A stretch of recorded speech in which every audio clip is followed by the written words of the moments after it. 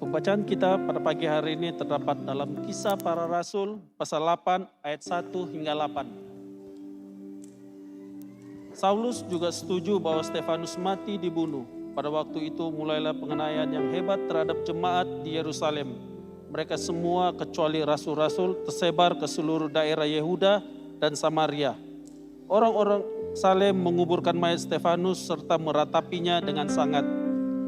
Tetapi Saulus berusaha membinasakan jemaat itu dan ia memasuki rumah demi rumah dan mengheret laki-laki dan perempuan keluar dan menyerahkan mereka untuk dimasukkan ke dalam penjara.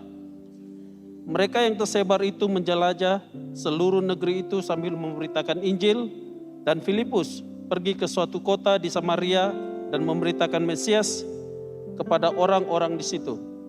Ketika orang banyak itu mendengar pemberitaan Filipus dan melihat tanda-tanda yang diadakannya, mereka semua dengan bulat hati menerima apa yang diberitakannya itu.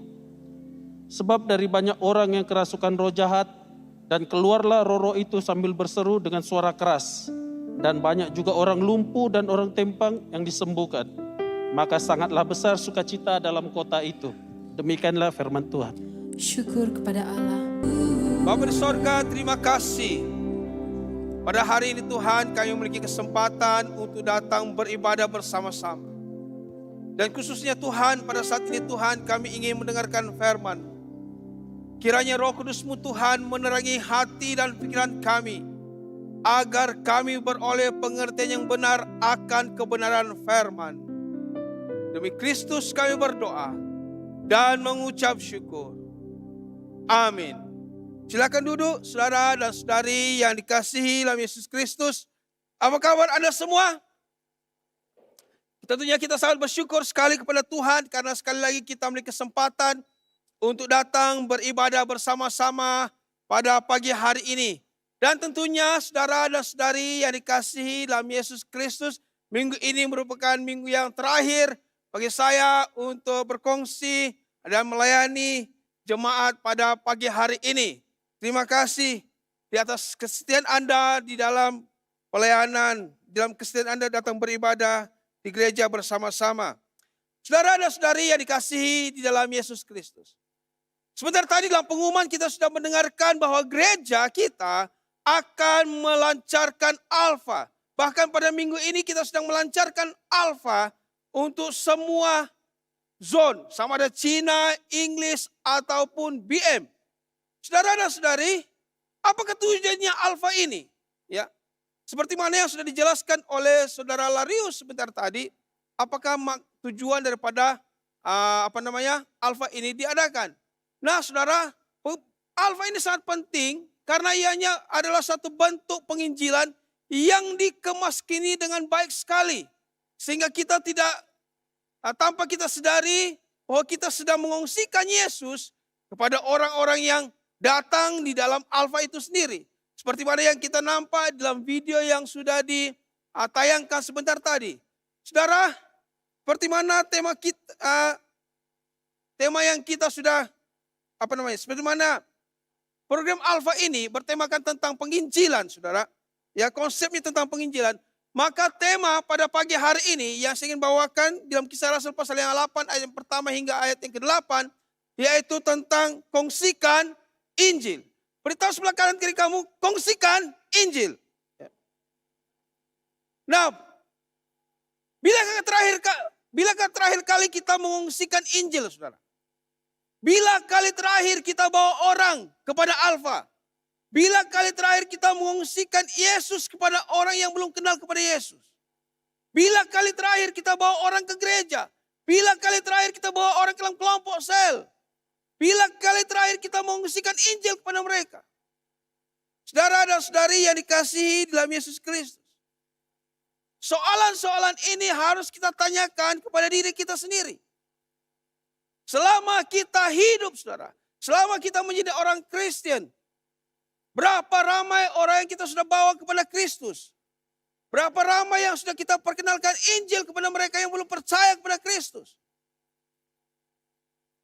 Saudara, itu sebabnya penting sekali bagi kehidupan kita sebagai orang-orang yang percaya kepada Tuhan Yesus Kristus, adalah kita mengungsikan Injil. Karena Injil ini intinya adalah kabar baik. Menyatakan tentang keselamatan yang diberikan oleh Yesus Kristus kepada orang-orang yang belum percaya kepadanya. Saudara dan saudari yang dikasihi dalam Yesus Kristus. Kalau kita melihat pembacaan firman Tuhan sebentar tadi, saudara. Yang sudah dibacakan dalam Kisah Rasul pasal yang ke-8 ayat yang pertama hingga yang ke-8. Kita melihat bahwa setelah peristiwa pembunuhan Stefanus yang dilempari dengan batu. Dan salah satu orang yang berikhtiar, orang yang bersemangat untuk membunuh orang-orang Kristen yang ada pada masa itu adalah Saulus. Atau yang sekarang kita kenal itu Paulus setelah dia bertobat. Ya. Alkitab mencatat Saulus dia berusaha, berikhtiar, bersemangat ingin membunuh semua jemaat. Semua orang yang percaya kepada Kristus. Ya. Tapi pertanyaannya, apakah Injil itu boleh dihentikan? Apakah pemberitaan Injil itu boleh dihentikan? Ya. Saudara, inilah yang akan kita pelajari bersama, saudara. Selepas peristiwa kematian Stefanus, firman Tuhan itu, pemberitaan Injil itu tidak dapat dihentikan. Karena murid-murid Kristus yang percaya tetap meneruskan pemberitaan Injil itu, saudara. Mengapa mereka boleh meneruskan pemberitaan Injil ini? Yang pertama di sini kita pelajari di sini adalah karena mereka memiliki ketaatan akan perintah Allah. Kalau kita membaca dalam Kisah Rasul pasal yang ke-8, ayat yang ketiga hingga ayat yang kelima dikatakan di sini. Tetapi Saulus berusaha membinasakan jemaat itu. Dan ia memasuki rumah demi rumah. Dan menyeret laki-laki dan perempuan keluar dan menyerahkan mereka untuk dimasukkan ke dalam penjara. Mereka yang tersebar itu menjelajah seluruh negeri itu sambil memberitakan Injil. Perhatikan ayat yang kelima. Dan Filipus pergi ke suatu kota di Samaria, memberitakan Mesias kepada orang-orang di situ. Perhatikan di sini, saudara. Di tengah-tengah penganiayaan, di tengah-tengah penindasan, di tengah-tengah penghapusan orang-orang Kristen, orang-orang percaya. Saudara dan saudari yang dikasihi dalam Yesus Kristus, Alkitab mencatat bahwa mereka tersebar. Akibat penindasan mereka terpecah-pecah. Mereka terserak-serak, tetapi perhatikan di sini, saudara. Meskipun mereka tersebar kemana-mana, Alkitab mencatat bahwa mereka mengungsikan Injil. Ya. Mereka memberitakan Injil, ayat yang keempat. Karena penindasan, saudara, mereka tersebar menjelajah ke seluruh negeri itu sambil memberitakan Injil. Dan salah satunya adalah Filipus yang pergi ke Samaria untuk memberitakan Injil. Saudara, dalam kita melayani Tuhan, ya, terkadang dalam pelayanan kita tidak semuanya masanya itu baik. Kadang-kadang ia hanya menuntut suatu keadaan yang susah. Ya. Apabila kita pergi mengungsikan Injil, ya, tidak semestinya keadaan itu baik baru kita pergi. Keadaan yang susah juga menuntut kita untuk pergi mengungsikan Injil. Kita harus keluar daripada zona selesa kita, saudara. Kadang-kadang kita melihat, oh kita masih ramai. Kita masih ramai. Tidak perlu keluar pergi memberitakan Injil karena kita masih ramai. Kita masih berada dalam zona selesa kita. Saudara, kita harus keluar daripada zona selesa kita untuk pergi mengungsikan Injil. Alkitab mencatat di sini, mereka tersebar kemana-mana sambil memberitakan Injil. Artinya, saudara, ladang penginjilan itu banyak, luas. Di mana-mana kita boleh memberitakan Injil. Ya. Kita boleh memberitakan Injil di tempat kerja. Kita boleh memberitakan Injil di sekolah. Kita boleh memberitakan Injil di mana-mana, di kedai kopi sambil kita minum kopi. Di mana-mana kita boleh mengungsikan Injil, saudara. Jadi pelayanan pemberitaan Injil itu tidak terbatas. Kalau kita mau belajar firman Tuhan, saudara. Mengapa murid-murid ini mereka keluar memberitakan Injil? Meskipun dalam keadaan penindasan, meskipun dalam kesusahan. Karena mereka taat. Taat kepada siapa? Kalau kita membaca Matius pasal yang ke-28, ayat yang ke-18 hingga ayat yang ke-20. Firman Tuhan ini juga untuk kita semua. Perhatikan, Yesus mendekati mereka dan berkata, "Kepadaku telah diberikan segala kuasa di sorga dan di bumi. Karena itu," perhatikan di sini, "karena itu pergilah, jadikanlah semua bangsa muridku, dan baptislah mereka dalam nama Bapa, Anak, dan Roh Kudus. Dan ajarlah mereka melakukan segala sesuatu yang telah kuperintahkan kepadamu. Dan ketahuilah, aku menyertai kamu senantiasa sampai kepada akhir zaman." Amanat agung. Murid-murid Yesus selepas kenaikan Yesus, saudara. Dan selepas pencurahan Roh Kudus, mereka tetap taat memenuhi amanat agung. Seharusnya ini juga menjadi tugas kita semua. Jadikanlah semua bangsa muridku. Ya. Semua bangsa. Saudara, artinya dalam kita memberitakan Injil, itu tugas semua orang yang percaya. Bukan hanya tugas sebilangan orang, bukan hanya tugas gereja, tapi semua kita. Semua kita punya tanggung jawab untuk pergi memberitakan Injil. Saudara, kalau kita membaca dalam Kisah Rasul pasal yang pertama ayat yang ke-8, dikatakan di sini, "Kamu akan menjadi saksiku di Yerusalem dan di seluruh Yudea dan Samaria dan sampai ke ujung bumi." Jadi kita melihat di sini, saudara. Ternyata murid-murid Kristus, orang-orang yang percaya, saudara. Ketika penindasan berlaku, ketika penganiayaan berlaku, mereka memang terpencar kemana-mana. Tetapi mereka tidak hanya pergi begitu saja.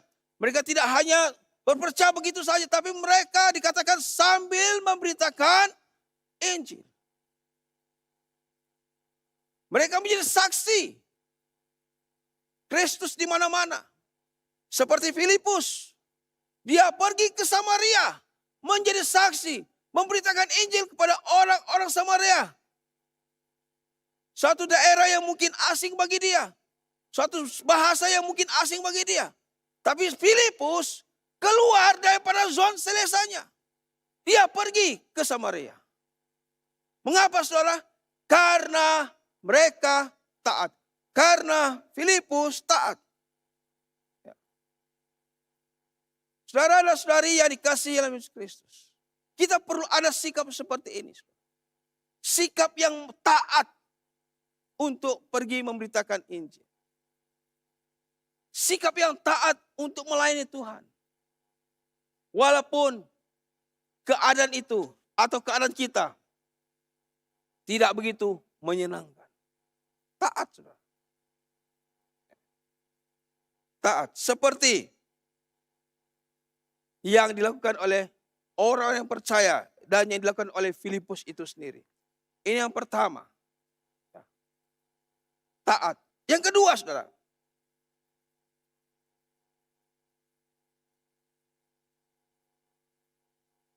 Adalah tanda untuk menerima kuasa Allah. Filipus yang pergi ke Samaria memberitakan Injil. Tidak hanya taat, tapi juga, saudara, dia menerima kuasa daripada Allah. Coba kita lihat. Kisah Rasul pasal yang ke-8.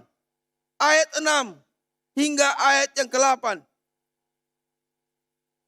Dikatakan di sini, ketika orang banyak itu mendengar pemberitaan Filipus dan melihat tanda-tanda yang diadakannya, mereka semua bulat hati menerima apa yang diberitakannya itu. Sebab dari orang banyak yang kerusakan roh jahat keluarlah roh-roh itu sambil berseru dengan suara keras. Dan banyak orang lumpuh dan orang timpang yang disembuhkan. Maka sangatlah besar sukacita dalam kota itu. Saudara dan saudari yang dikasihi dalam Yesus Kristus. Kita melihat di sini saudara. Kalau kita belajar kembali atau kita membaca kembali dalam Kisah 1 ayat yang ke-8. Dikatakan di sini, tetapi kamu akan menerima kuasa. Kita tidak hanya menjadi saksi ketika kita memberitakan Injil kepada orang-orang yang belum percaya kepada Tuhan Yesus. Tetapi juga kita diperlengkapi oleh Allah sendiri, yaitu dengan kuasa Roh Kudusnya. Kita melihat di sini saudara. Kalau kita membaca firman Tuhan sebentar tadi. Melalui pemberitaan Filipus ini. Orang-orang di Samaria itu melihat ada banyak mujizat-mujizat.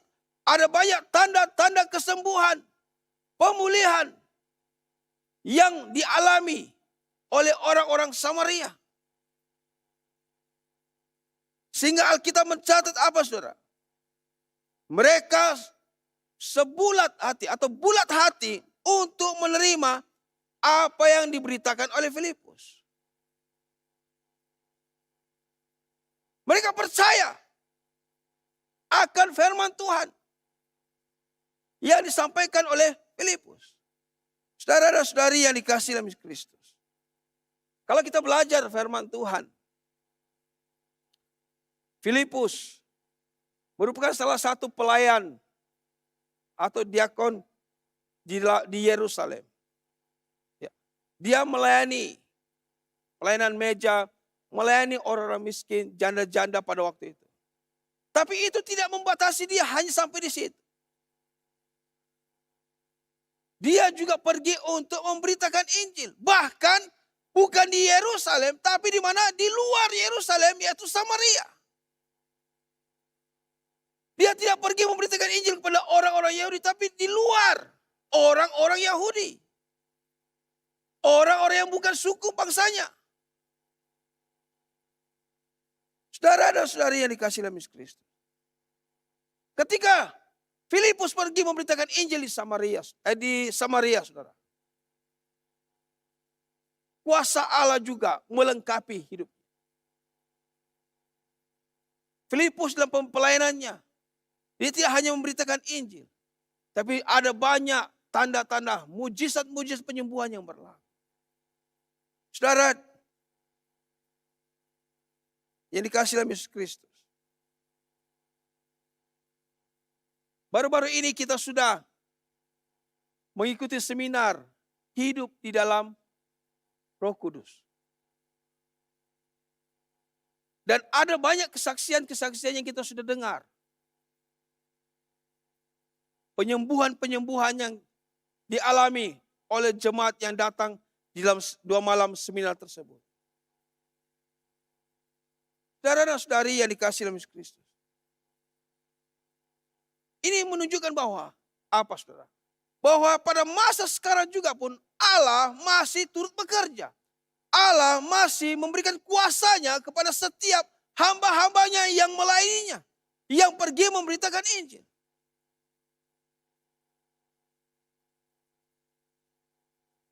Karena itu saudara dan saudari yang dikasihi dalam Yesus Kristus.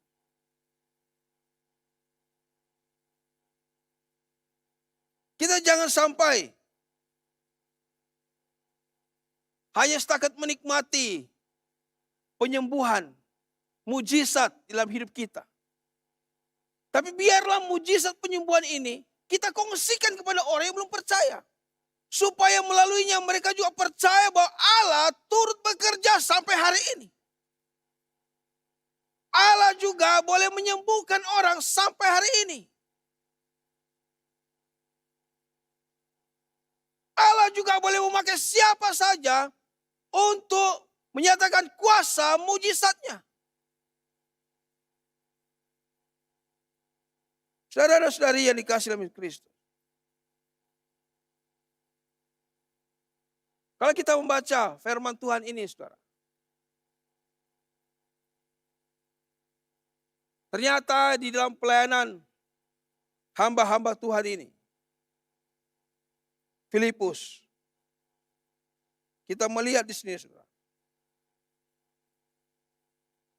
Ada juga orang-orang Kristen, orang-orang yang percaya, yang punya niat yang tidak baik. Kadang-kadang kita tidak, tanpa kita sadari, saudara, kita punya niat yang tidak baik. Kita melihat hamba-hamba Tuhan yang diurapi, yang dipakai Tuhan dengan luar biasa. Kita mau juga seperti itu. Kita mau juga memiliki karunia-karunia yang mereka punya. Tetapi niat hati kita tidak benar. Mungkin kita berdoa, Tuhan, bagi saya karunia penyembuhan, supaya apabila saya berdoa untuk orang sakit, mereka sembuh. Tetapi di sebaliknya itu kita punya niat yang tidak baik. Mengapa, saudara? Kita mau karunia itu untuk mengangkat diri kita, bukan untuk kemuliaan Tuhan. Saudara dan saudari yang dikasihi dalam Kristus, karunia yang Tuhan letakkan dalam hidup kita adalah tujuannya adalah untuk memuliakan Tuhan. Kita pakai untuk memuliakan Tuhan, bukan untuk mengagung-agungkan diri kita, membangga-banggakan diri kita.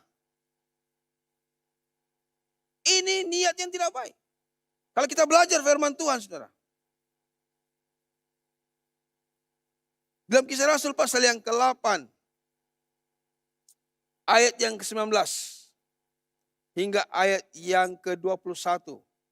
Ada seorang ahli sihir, ya, yang bernama Simon. Dia berkata demikian, berikanlah juga kepadaku kuasa itu, supaya jika aku menumpangkan tanganku di atas seseorang, ia boleh menerima Roh Kudus. Tetapi Petrus berkata kepadanya, binasalah kiranya uangmu itu bersama dengan engkau, karena engkau menyangka bahwa engkau dapat membeli karunia Allah dengan uang. Ayat yang ke-21, tidak ada bagian untuk hakmu dalam perkara ini, sebab hatimu tidak lurus di hadapan Allah. Saudara dan saudari yang dikasihi di dalam Yesus Kristus, perhatikan di sini. Ini satu contoh.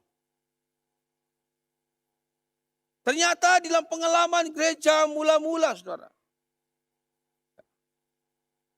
ada orang yang punya niat yang tidak benar. Siapakah Simon ini? Kalau kita membaca firman Tuhan ini dengan teliti, Simon ini adalah orang yang sudah dibaptis, sudah percaya. Tetapi ketika dia melihat Petrus dan Yohanes datang ke Samaria menumpangkan tangan pada orang-orang di Samaria, dan orang-orang di Samaria itu menerima Roh Kudus, dia juga ingin memiliki hal itu. Dengan cara yang salah. Dia ingin membeli. Dia berkata kepada Petrus dan Yohanes, saya mau beli. Berikan aku karunia itu. Itu sebabnya Rasul Petrus di sini menegur Simon ini. Siapa Simon ini? Kalau kita belajar lagi, saudara, Simon ini sebelumnya percaya dibaptis, saudara. Dia adalah seorang yang ahli sihir. Alkitab mencatat dia selama sebelum dia bertobat, dia seringkali membuatkan rakyat yang di sekitarnya itu takjub, kagum akan dia, karena dia seorang ahli sihir. Dan ketika dia melihat Petrus dan Yohanes tumpang tangan kepada orang-orang Samaria, dan orang-orang Samaria menerima Roh Kudus, dia juga memiliki karunia itu. Tetapi dengan cara yang salah, niat yang salah. Itu sebabnya Rasul Paulus menegur. Binasalah uangmu. Saudara, yang dikasihi oleh Yesus Kristus, perhatikan di sini. Karunia yang ada pada kita, saudara, harus kita gunakan untuk tujuan Allah. Untuk memuliakan Allah. Bukan untuk kepentingan kita sendiri. Karunia yang ada pada kita seharusnya membuat kita lebih fokus kepada Tuhan. Untuk melayani Tuhan. Untuk pergi memberitakan Injil pada orang-orang yang belum percaya. Saudara, jangan kita pernah salah gunakan karunia yang sudah Tuhan letakkan. Kuasa yang sudah Tuhan berikan kepada kita. Jangan pernah sekali kita mencuri kemuliaan Tuhan. Tapi biarlah karunia itu kita gunakan dengan cara yang betul untuk memuliakan Tuhan. Saudara dan saudari yang dikasihi dalam Yesus Kristus. Ini yang kedua, saudara. Jadi kita melihat di sini. Bukan hanya ditandai dengan menerima kuasa Roh Kudus, apabila Roh Kudus turun ke atas hidup kita, tapi kita juga harus dipimpin oleh Roh Kudus. Jadi tanda yang ketiga di sini adalah dipimpin oleh Roh Kudus. Kisah Para Rasul pasal yang ke-8, ayat yang ke-29 hingga ayat yang ke-31 dikatakan di sini. Lalu kata Roh kepada Filipus, pergilah ke situ dan dekatilah kereta itu. Filipus segera ke situ dan mendengar sida-sida itu sedang membaca kitab Nabi Yesaya. Kata Filipus, mengertikah Tuhan apa yang Tuhan baca itu? Jawabnya, bagaimana aku dapat mengerti kalau tidak ada yang membimbing aku? Lalu ia meminta Filipus naik dan duduk di sampingnya. Saudara dan saudari yang dikasihi dalam Yesus Kristus, perhatikan di sini, saudara. Kita sudah melihat bagaimana sikap daripada Filipus ini sendiri. Kalau yang pertama kita melihat dia taat kepada perintah Tuhan, pergi memberitakan Injil meskipun dalam keadaan yang susah. Yang kedua, dia menggunakan kuasa Roh Kudus yang ada padanya itu dengan cara yang benar. Dan yang ketiga di sini, saudara, dia juga mengizinkan dirinya untuk dipimpin oleh Roh Kudus. Kalau kita membaca, saudara, firman Tuhan ini, kita melihat di sini, ya,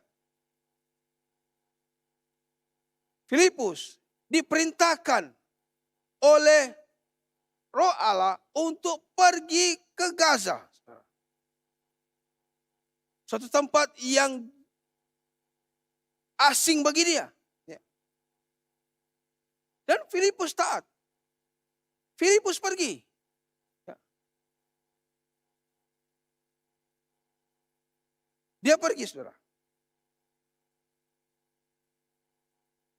Dan ketika dia pergi, saudara, ternyata di tengah jalan, dia bertemu dengan seorang sida. Ya. Sida-sida dari Ethiopia. Dan sida-sida dari Ethiopia ini dia sedang membaca kitab Nabi Yesaya. Ketika Filipus ini melihat sida-sida ini, ya, sedang membaca kitab Nabi Yesaya, Roh Tuhan itu mengingatkan dia supaya dia pergi ke sana. Artinya Filipus peka akan Roh Kudus.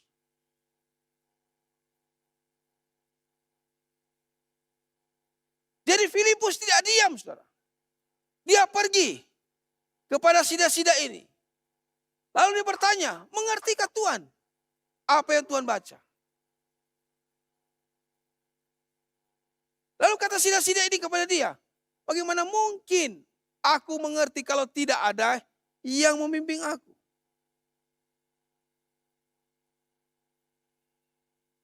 Lalu sida-sida itu menjemput dia naik ke kereta. Saudara dan saudari yang dikasihi dalam Yesus Kristus. Terkadang dalam kehidupan kita harus belajar untuk peka akan Roh Kudus. Ada banyak orang yang sedang mencari tahu tentang kebenaran firman Tuhan. Ada banyak orang yang sedang berusaha untuk memahami akan kebenaran firman Tuhan. Dan kita yang sudah tahu, kita harus pergi untuk membimbing, mengajar, memberitakan Injil, menjelaskan kepada mereka supaya mereka mengerti akan kebenaran firman Tuhan. Seperti yang berlaku kepada sida-sida ini. Filipus mendekatinya dan berkata, mengertikah Tuhan apa yang Tuhan baca? Sida itu mengatakan, saya tidak mengerti. Bagaimana aku boleh mengerti kalau tidak ada yang membimbing? Saudara, kita melihat di sini, banyak orang perlukan jawaban. Dan kita yang sudah mengenal firman Tuhan. Kita yang sudah tahu akan kebenaran firman Tuhan. Kita harus membimbing mereka. Mengajar mereka. Saudara dan saudari yang dikasihi dalam Yesus Kristus. Seperti mana tentang alfa ini. Kita harus bawa mereka kepada alfa ini. Supaya mereka juga boleh belajar tentang siapakah Yesus. Boleh mengerti tentang keselamatan. Boleh mengerti tentang akhir daripada hidup mereka. Jangan kita hanya berpeluk tubuh, berdiam diri, tidak mau bergerak.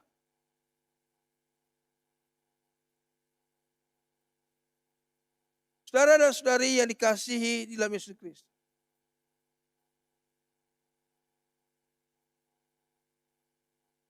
Orang yang hidupnya dipimpin oleh Roh Kudus adalah orang yang selalu peka akan Roh Kudus.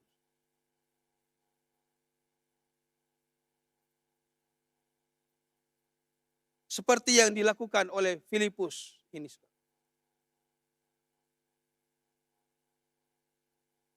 Ketika dia diperintahkan untuk pergi kepada sida-sida ini, dia pergi. Dia peka akan Roh Kudus. Dia tidak menolak, dia tidak berdiam diri, tapi dia pergi. Berapa ramai di antara kita di sini mau pergi, saudara? Memberitakan Injil. Berapa ramai di antara kita di sini yang rela mengungsikan Injil, membawa orang baru kepada Kristus.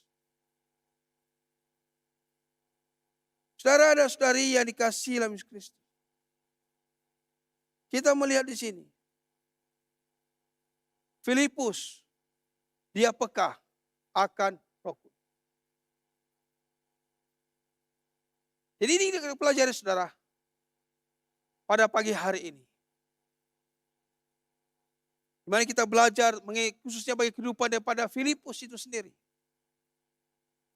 Hidup yang taat kepada perintah Tuhan. Hidup yang memiliki kuasa daripada Roh Kudus. Dan hidup yang dipimpin oleh Roh Kudus. Saudara, dan yang dikasihi dalam Yesus Kristus. Setiap kita di sini perlu menghasilkan buah. Setiap kita di sini perlu membawa orang kepada Tuhan Yesus Kristus. Saudara, kalau kita membaca Yohanes pasal yang ke-15, ayat yang ke-16, dikatakan di sini, bukan kamu yang memilih aku, tetapi akulah yang memilih kamu. Dan aku telah menetapkan kamu supaya kamu pergi dan menghasilkan buah. Dan buahmu itu tetap. Supaya apa yang kamu minta kepada Bapa dalam namaku, diberikannya kepadamu. Perhatikan di sini. Tuhan sudah memilih kita. Apa tujuannya Tuhan memilih kita? Supaya kita pergi menghasilkan. Artinya, kita harus bergerak. Kita harus bekerja. Kita harus keluar. Keluar daripada zona selesa kita.